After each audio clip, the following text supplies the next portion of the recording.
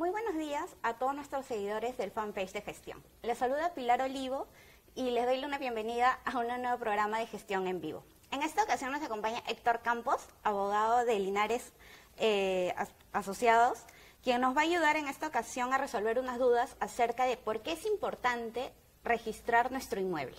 Hola Héctor, ¿cómo estás? Bienvenido. Hola Pilar, ¿cómo estás? Muchas gracias por la invitación. A todos nuestros seguidores los invito a dejar sus dudas y consultas para ayudarlos durante la transmisión del programa. Héctor, empecemos. Dime. ¿Por qué es importante registrar nuestro inmueble? Es muy importante registrar el inmueble. Esto por una razón fundamental. La inscripción de un inmueble en registros públicos permite que no solo quienes celebraron el contrato respecto de ese inmueble tengan información sobre esa operación que se ha realizado, sino que también terceros que no participaron, pero que por alguna razón tengan algún interés en esa operación o en el inmueble, tengan ciertos datos, tengan cierta información respecto del mismo. Si es que una persona quiere oponer frente a terceros las características de su operación, pues entonces la inscripción en registros públicos es fundamental. Y, por ejemplo, ¿cuáles son los riesgos más comunes, los problemas o los tipos de fraudes a los que enfrenta una persona al no registrar su inmueble?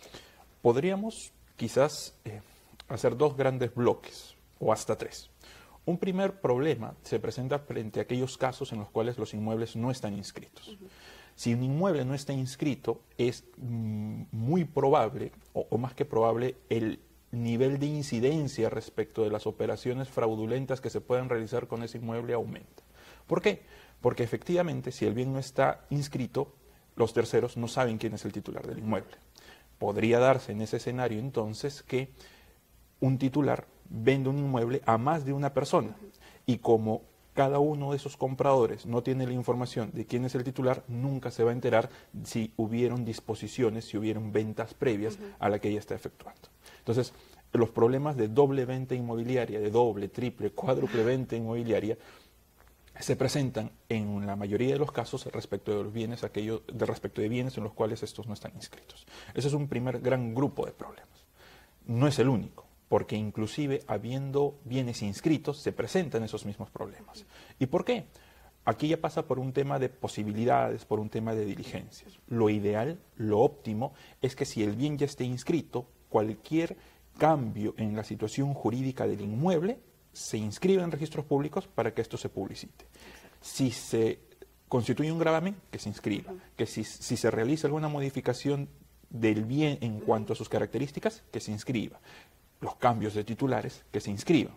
Cuando el bien estando inscrito, pero alguna de estas modificaciones en el inmueble no se realiza y no se publicita registralmente, se generan conflictos.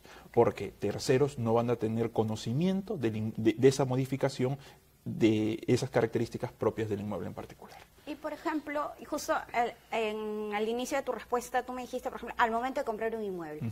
¿Qué es lo que debemos de tener en cuenta al momento de comprar un inmueble?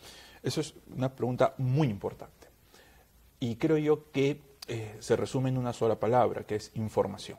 Cuanto las personas tengan mayor información respecto del inmueble y de algunas características que en un momento daré, es mejor, porque cuanto más información tengas, la protección que te da el ordenamiento es mayor porque tienes mayor conocimiento del mismo. Por ejemplo, si tengo que conocer quiénes son los titulares del inmueble, si es una persona jurídica, quién es la persona jurídica, la información en registros públicos me va a dar el nombre de la persona jurídica, después yo también a través de registros públicos podré hacer una investigación sobre si esa persona jurídica tiene o no el suficiente patrimonio para solventar las deudas que pueda obtener como consecuencia de la celebración del contrato. Si la persona es una persona natural, si el titular es una persona natural, tener en consideración si el titular del inmueble es una sola persona o forma parte de una comunidad de herederos, por ejemplo, toda esta información me la da registros públicos, ver si el inmueble tiene o no algún gravamen, alguna hipoteca, alguna carga inscrita que pueda hacer que disminuya el valor del inmueble, el valor de realización del inmueble. Toda esta información se obtiene en primer lugar en registros públicos. Por eso es que cuando uno va a realizar la compra, la adquisición de un inmueble, lo primero que se pide es el denominado CRI.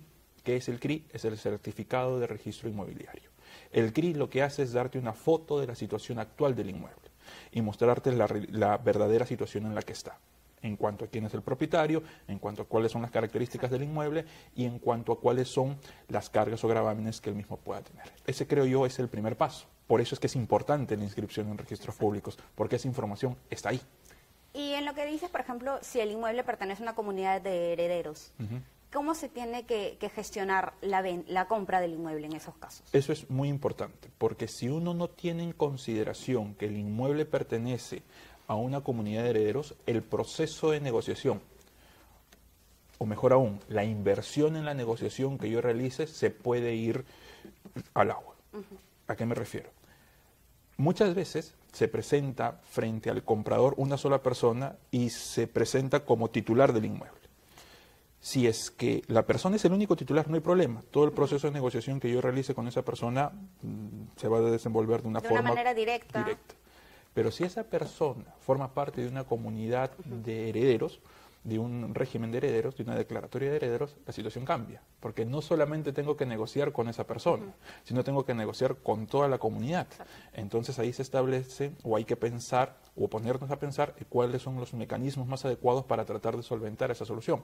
Por ejemplo, que todos los herederos le den un poder a uno de ellos para yo poder negociar solamente con uno de ellos. De manera que al momento de firmar el contrato, cuando firme ese heredero, no firme solo a título personal, sino que también firme en representación de los otros herederos. Por ejemplo, si es que yo no tengo claro con quién estoy negociando, los costos de transacción en la negociación se incrementan.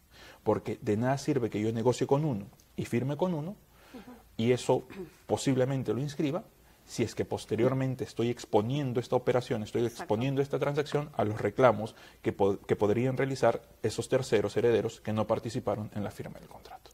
Y la ley, en este caso, si bien es cierto, hay que ver las circunstancias, qué cosa está inscrito, cómo se dieron las negociaciones, pero en principio hay una vocación de protección respecto de los herederos que no participan en una compraventa, por ejemplo. Entonces los herederos van a tener toda la posibilidad de cuestionar, de solicitar la ineficacia, la nulidad, la no oponibilidad de esa transacción frente a ellos.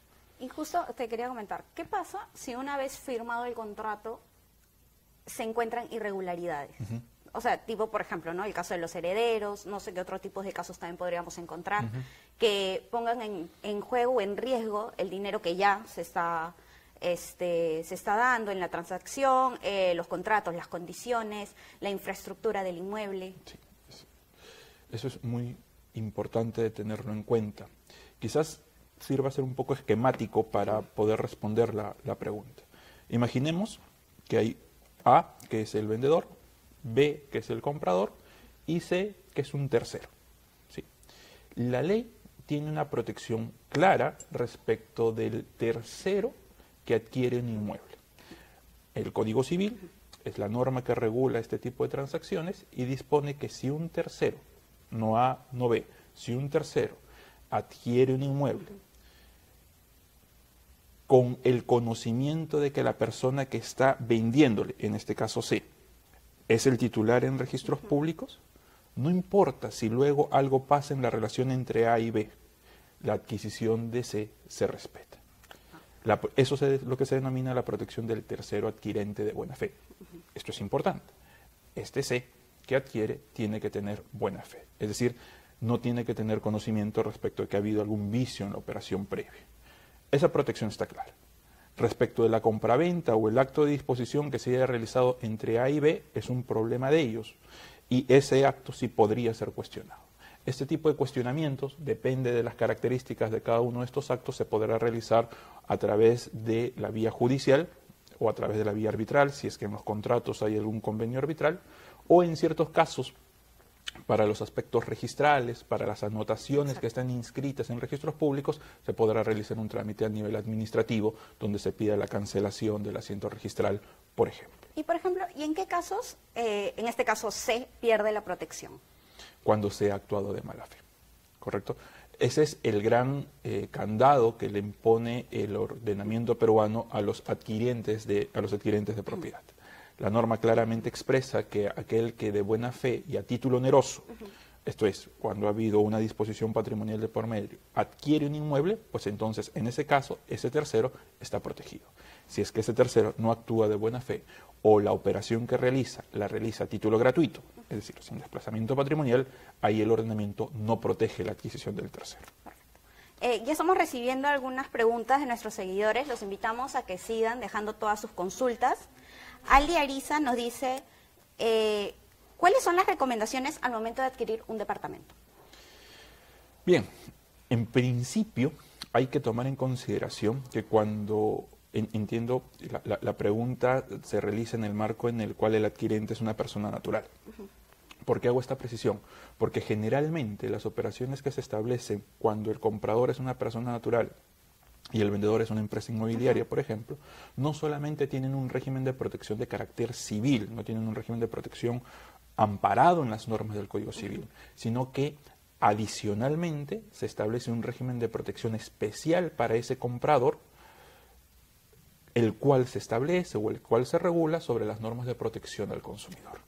En ese caso, no solamente existe una protección a nivel del Poder Judicial, en el cual se puede reclamar una resolución de contrato, un incumplimiento de contrato, una indemnización, sino que además existe la posibilidad que ese comprador, considerado consumidor, pueda recurrir ante Indecopi, la Oficina Nacional de Protección al Consumidor, y reclamar frente a ella la falta de idoneidad dada en el servicio, en este caso en la operación de transferencia de propiedad, o por ejemplo la falta de información que se ha dado al momento de la negociación del contrato.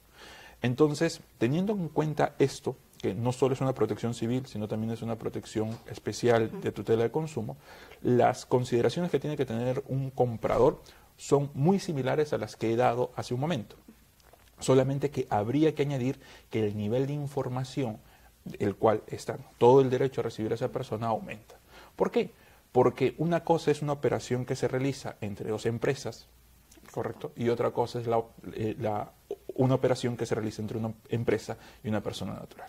El nivel de información, de claridad, de veracidad, de oportunidad en la información que se le tiene que dar a una persona natural son diferentes respecto de una persona jurídica. Y en el caso de una persona. Sí.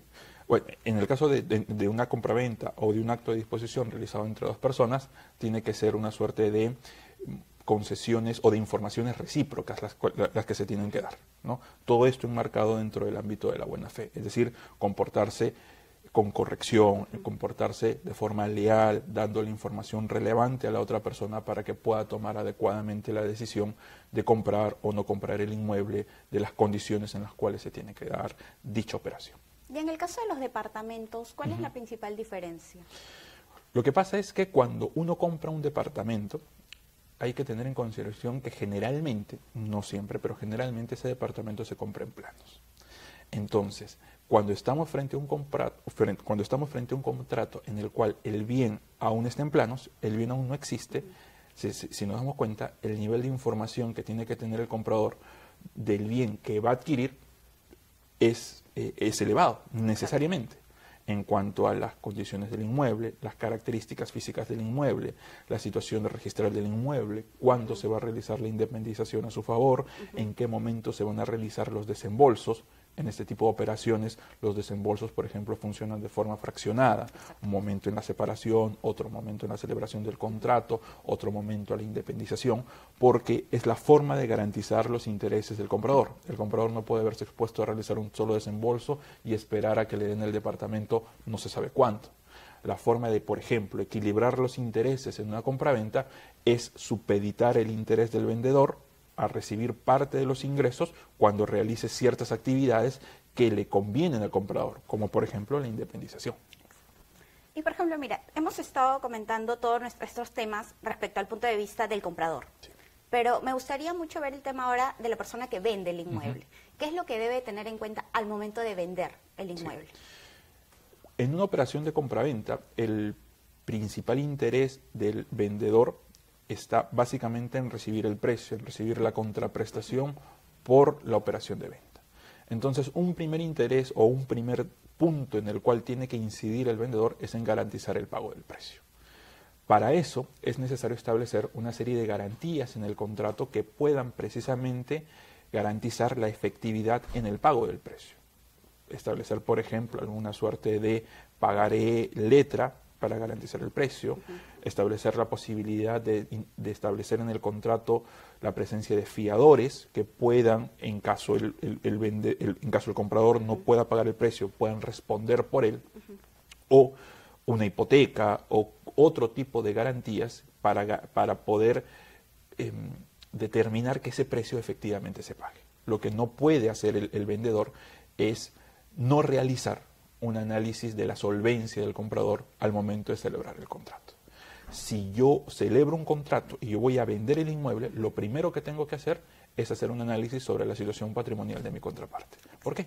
Porque si no tiene una situación patrimonial solvente y hay un incumplimiento, yo como vendedor me voy a ver en el riesgo de aumentar los costos de transacción al tratar de cobrarle algo que pude haberlo prevenido desde el inicio. Nuevamente aquí el factor clave es información. ¿Dónde obtengo esa información? Dependerá. Una parte la obtendré en registros públicos. Puedo hacer un análisis de bienes a la persona para determinar cuáles son aquellos inmuebles o muebles que conforman su propiedad, o puedo realizar un análisis de solvencia propiamente dicho, entrar a las centrales de riesgo, esta información es pública, y poder determinar cuál es el nivel de riesgo de pago de deudas que tiene esta persona. Y por ejemplo, ¿qué ocurre si una de las contrapartes fallece? Y hay un contrato en el que se tiene que pagar el inmueble por letras. Generalmente esos contratos son de años. Entonces, ¿qué ocurre en ese caso? Cuando hay la situación en la cual una persona fallece, el ordenamiento peruano regula la posibilidad de que las deudas, en tanto no sean personalísimas, esto es, en tanto no dependan de las características particulares de alguna de las partes del contrato, puedan ser heredadas. ¿Esto qué quiere decir? Que si el comprador o el vendedor fallece, la parte que aún vive podrá iniciar los reclamos pertinentes, ya no respecto a la parte que ha fallecido, evidentemente por razones naturales, pero sí respecto de los herederos de esa persona. Evidentemente, esto tiene una formalidad que es necesaria de realizar. ¿Cuál es? Cuando una persona fallece, automáticamente la ley dice que los bienes pasan, tanto activo como pasivo, los bienes como las deudas, a los herederos. Sin embargo, es necesario para fines comerciales identificar cuáles son esos herederos. El mecanismo que se tiene para identificar cuáles son esos herederos es lo que se denomina la declaratoria de herederos.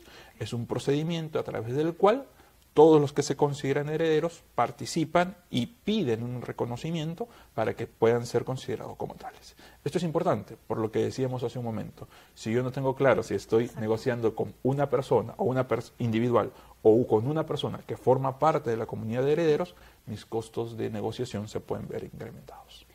Seguimos recibiendo algunas consultas de nuestros seguidores. Juan Víctor Villa nos dice, ¿cuáles son los pasos para registrar una propiedad en SUNAR? Ok. Es Víctor, ¿cierto? Sí. A ver.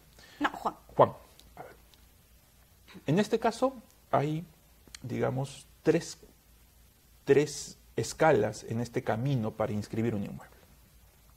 La primera es celebrar un contrato. En principio, las actividades, las operaciones económicas que se inscriben en los registros públicos están sustentadas, están basadas en un contrato. Este contrato tiene que tener una formalidad determinada. ¿Cuál es esa formalidad determinada? Tiene que tener un formato de minuta. ¿Qué es una minuta? La minuta es un documento privado dirigido al notario y autorizado por abogado. Aquí esto también lo podemos ir relacionando con los costos. Un contrato privado en modalidad de minuta ya implica un costo adicional, porque implica la actividad de un letrado que verifique, que revise esa operación. Sin embargo, este documento, minuta, sigue siendo un documento privado. ¿Cuál es el segundo paso? Esa minuta, que estaba dirigida al notario, llevarla a una notaría pública y en esa notaría formalizar el documento. Esa formalización hace que el documento privado deje de serlo y pase a ser un documento público. ¿Cómo se llama este documento público? Escritura pública. Y ese documento lo emite un notario. Nuevamente relacionándolo con los costos. Ya no solamente hay el costo del abogado, ahora también hay el costo de la notaría, la cual evidentemente cobra una suma de dinero por la operación que está formalizando. Luego de esto pasamos al tercer escalón, al tercer paso. ¿Cuál es? El notario va a enviar una solicitud de inscripción a los registros públicos para que esa operación contenida en el contrato se inscriba en los registros públicos y pueda ser finalmente publicitada frente a terceros. Nuevamente, los registros públicos tienen un costo de acceso Todos estos costos son variables y dependerá de la cuantía del inmueble para dar costos fijos, no hay un costo determinado, y poder finalmente inscribirlos. Esta es más o menos los 3 pasos que se tienen que seguir: minuta, escritura pública y registros públicos. Y, por ejemplo, justo ahora que nos tocabas un poco el tema de los costos, entiendo que son costos variables, sí, pero ¿debe existir algún costo, alguna cifra promedio, o quizá los costos paso por paso que va a tener que asumir la persona? Que dependerá.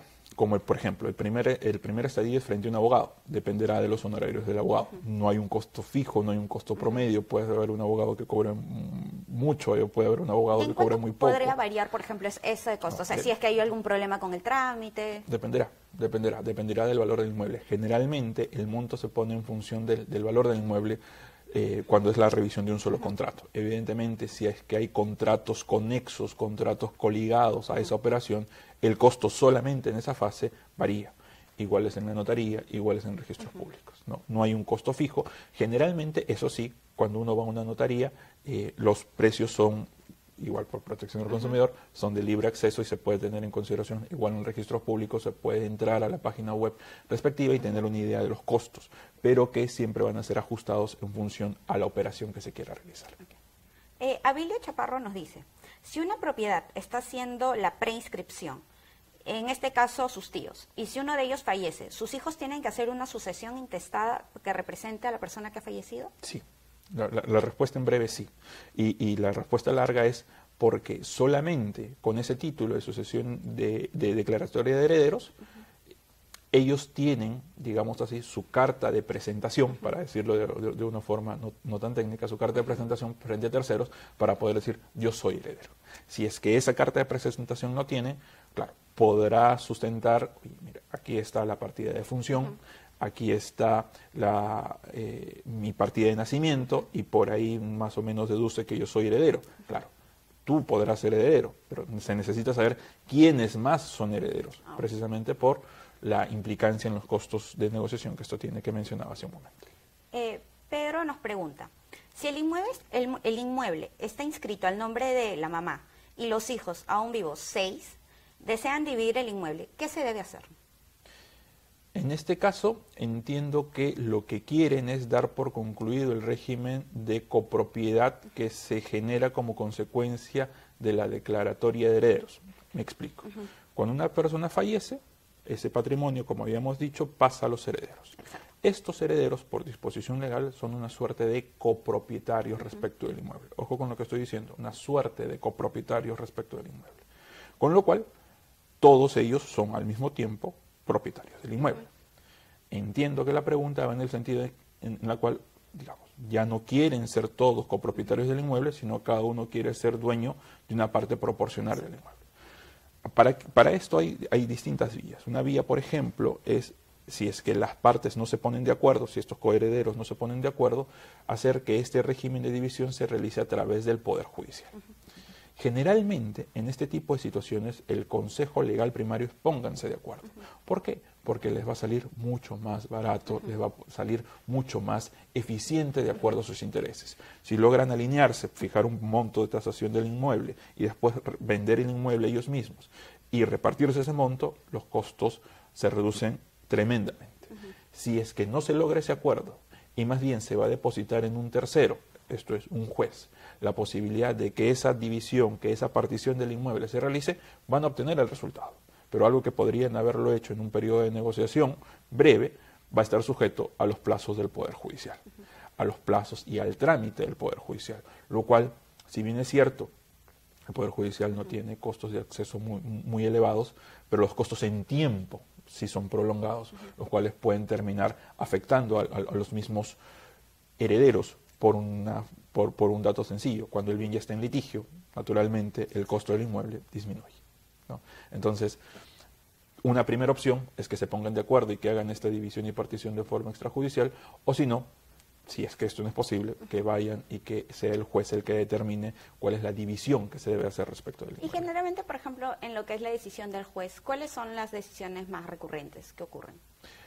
Depende mucho del caso concreto, depende mucho de quiénes son los herederos, depende mucho de cuántas son las partes que han presentado. Estos procesos se pueden complejizar Por ejemplo, si es que los herederos que están dividiendo el inmueble son ciertas personas determinadas y luego aparecen terceros que no fueron incluidos en la primera declaratoria. Entonces, exactamente, si es que esto se pudo haber resuelto de forma convencional, de forma contractual, los costos de transacción se ven disminuidos tremendamente, ¿no?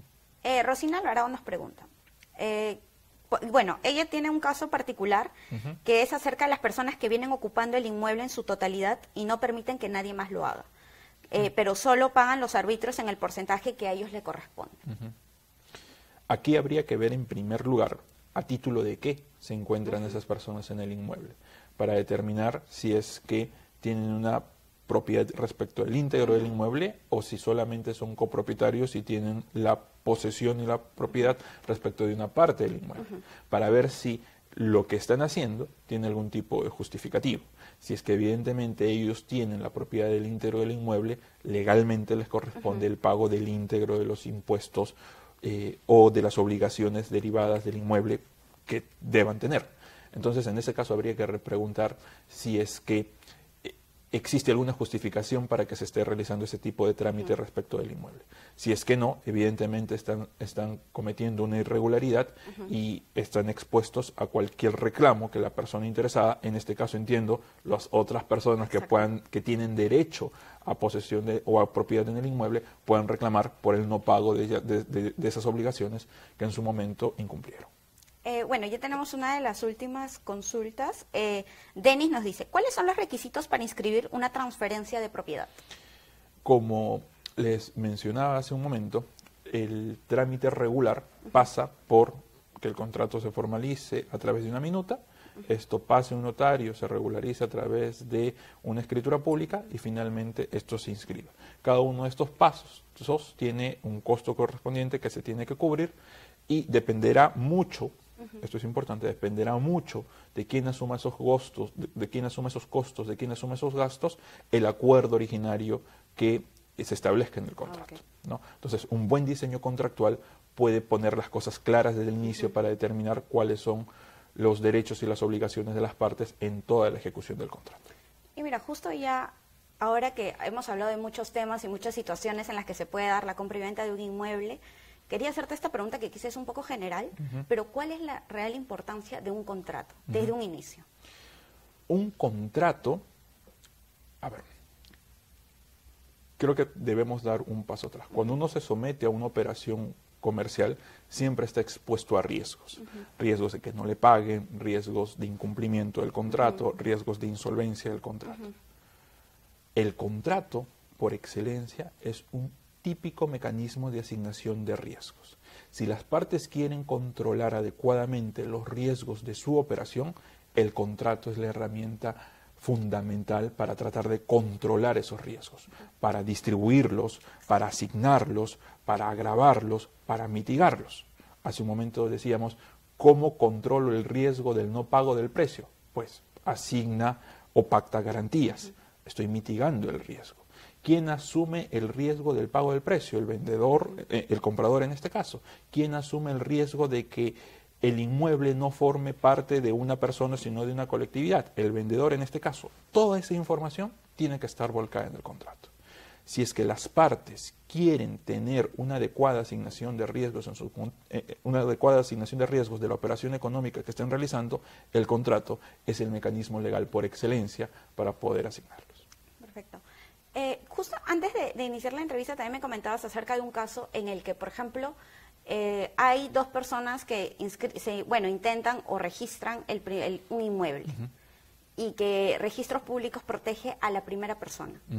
Eso es algo, un poco riesgoso porque quizá la primera persona no es precisamente el propietario, pero según lo que me explicaste, se aplica la protección a la primera persona. Lo que sucede es que en este caso, la norma civil establece que frente a un conflicto que se genere entre una persona que tiene un derecho inscrito y una persona que no tiene el derecho inscrito, prima el valor de la operación realizada por esa persona que sí inscribió el derecho.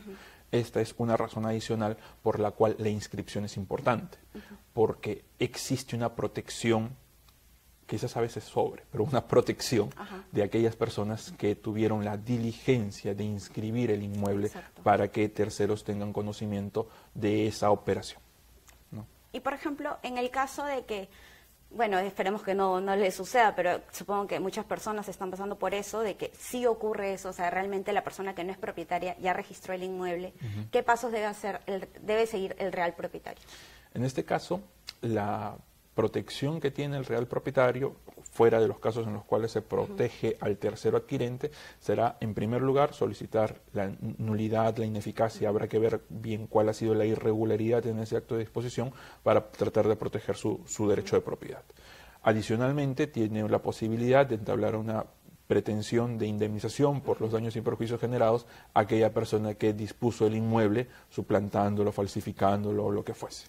Entonces, sea tanto para proteger la propiedad a través de figuras contractuales como para el resarcimiento de los daños generados, son estas dos, no son las únicas, pero son las principales vías de protección que tiene esa persona que se ha visto desplazada en su derecho de propiedad. Bueno, Héctor, hemos solucionado muchas dudas, muchas preguntas de nuestros seguidores. Quería saber si les puedes dar un mensaje final acerca de la importancia que tiene de registrar nuestro inmueble. Hemos visto que en registros públicos permite tener información sobre el inmueble. Hemos visto que nuestra propiedad se ve protegida si es que este inmueble está inscrito en registros públicos. Pero hay un dato adicional que se tiene que tener en consideración, y es que si es que una persona quiere acceder al crédito, por ejemplo, la inscripción en registros públicos también sirve, porque no hay entidad financiera que no pide información registral respecto del inmueble al momento de tratar de otorgar un crédito. Entonces, para proteger propiedad o para tener acceso al crédito, la inscripción en registros públicos es fundamental. Listo, Héctor, muchas gracias. A todos nuestros seguidores, muchas gracias por sus consultas. Han quedado muchas preguntas en el aire. Vamos a tratar de sacar notas que serán publicadas en gestión.p. Y bueno, los esperamos en una nueva edición de Gestión en Vivo. Buenas tardes. Gracias.